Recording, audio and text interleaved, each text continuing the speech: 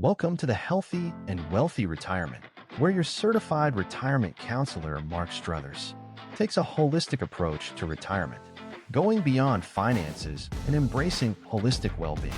This YouTube channel will address everything you need for a healthier, a wealthier, and a happier retirement. Here is your host, Mark Struthers. Welcome to the Healthy and Wealthy Retirement. My name is Mark Struthers. I'm your host. Today I'm going to give you 3 reasons why I think the volatility that we saw about a week and a half ago may not be over. So we had a less than stellar jobs report on a Friday, and then last Monday we had what was most likely the unwinding of something called the Japanese carry trade. And since then, this is August 15th, we have rebounded, I don't think all the way, but a good chunk of it. And I suspected, if you watched the previous video, that might be the case or something like it. The reasons I don't think the volatility are over is, number one, the Japanese carry trade might not be fully unwound. And to refresh your memory, it's basically hedge funds mostly borrowing at 0% interest in Japan, converting those yen, the Japanese dollar, to whatever country, Australia, USA, and then invest in other things that have a better return than zero, which, of course, you have exchange rates and other things. But, in our case, you could buy T-bills at 5%. And it's not quite as profitable as that made it sound because of exchange rates and so forth. But that being said, that was something that people have been doing for some time, and it had to be at least somewhat profitable. Well, when the Japanese government said that they were going to start raising rates to fight inflation, and they've had trouble getting any inflation for a long time, the Japanese debt and demographic story is pretty interesting. Folks were forced to cover margin calls in essence. So they might have invested in some tech stocks, or they had other things that were collateral. And when this trade started to move against them, and they had margin calls or they had to pay back loans, forget the meaning of a margin call. It's basically a loan. But regardless, when interest rates started to rise and they had to pay back these loans, they had to sell whatever they could. And when you have when you have leverage, because people are borrowing money and people have to unwind things quickly, that causes panic's not the right word. They're trying to sell anything they can. When everyone's trying to sell at once, the price just goes faster and faster down. So no one really knew how big this trade was. Now people are starting to take a closer look. Some people estimate that it's 75% unwound, which might be true, but you still have 25%. Now, if it's unwound, meaning these folks close out the loans, we'll call it, that in Japan, no harm, no foul. You can let the real economy, the real stock market work. But if they have to force sell again, that's concerning. Number two, Japan's government basically said we're going to backtrack. We don't want the yen to decrease anymore. We're scared.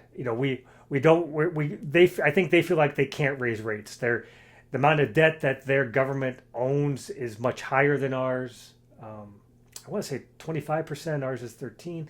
But don't get too bogged down in the numbers there. The bottom line is they clearly are afraid to have that kind of panic they have. And it's going to harm the Japanese people to have inflation run away, assuming that's what they get. But if people can still borrow at zero and invest other places for more money, and they can still lever up, and what's to keep them from it happening again? Now, maybe not to the same degree. And if we do have this short-term volatility, if this is only it, then for you longer-term investors, who cares? Unless we're maxed out on our risk-return allocation, if we have extra cash or can rebalance into them, all the better. It gives you a buying opportunity. But the issue is no one likes to see that kind of volatility. And it could kick something loose, or it could happen at a bad time. Like we saw the 1 week jobs report. Combined with that, that could, and then again, once you start getting things cascading, and then if you do have a Silicon Bank thing that no one quite knows about, or there are companies, sometimes it's just luck and timing. There are companies or banks that if something happened at one time, they could go under or need to be bailed out. At another time, no one even notices. So I'm not too concerned longer term about the Japanese carry trade, and I think the chances of that happening with other things happening are pretty low. But those are two reasons why I think we could have more volatility. As long as you're having one country that has zero interest rates and other countries that don't, or have more of it, if they have an opportunity to arbitrage or to borrow at zero and invest someplace else, people are going to try to make money, and they're going to borrow and leverage up, and and it shows that at least in the short term our system is vulnerable.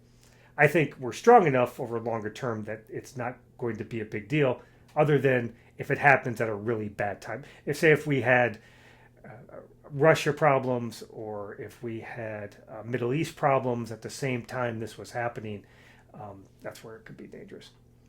Also, number 3, as we get closer to rates lowering and normalizing, I think that we're going to be more sensitive to these short-term data points.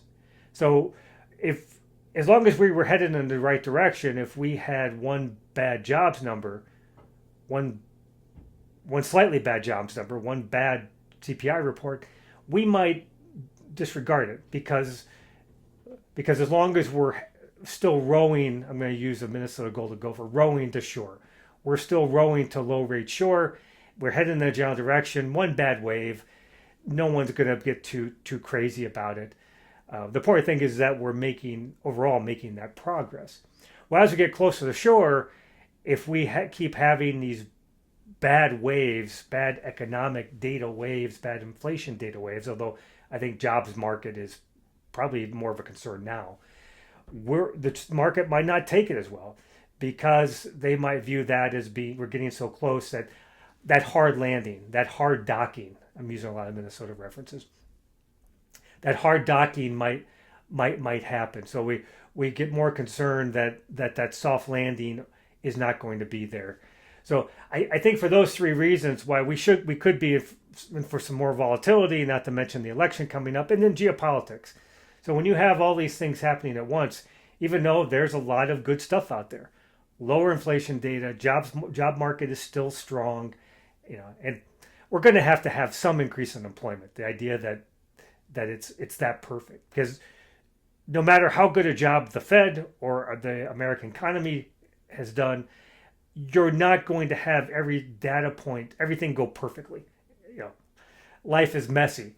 So we're going to have some bad data, and I think we'll be more sensitive to it as we get closer to rate cuts and to things normalizing.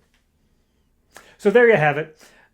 This will help you understand what's going on and maybe prepare your portfolios. I do not overreact. Some things you could probably do is look at maybe extending the duration of some of your fixed income, the maturity, as since rates are probably going to lower. Take advantage of some of the buying dips. Reassess your risk return profile. That's probably the biggest thing, especially if you're in retirement or near retirement, to say, is my risk return profile adequate? And also double check your diversification. You could see if you're going into retirement and you have a bunch of tech stocks, and that's all you, U.S. tech stocks, that's all you have. If all you have is semiconductors, if all you have is the Mag 7, that's something you can do now. Otherwise, that's why we have a plan. Otherwise, just keep rowing towards shore and stick to your plan. Because if you do that, you're going to have a healthier, a wealthier, and a happier retirement. Don't forget to hit subscribe. Hit it right now. Hit it.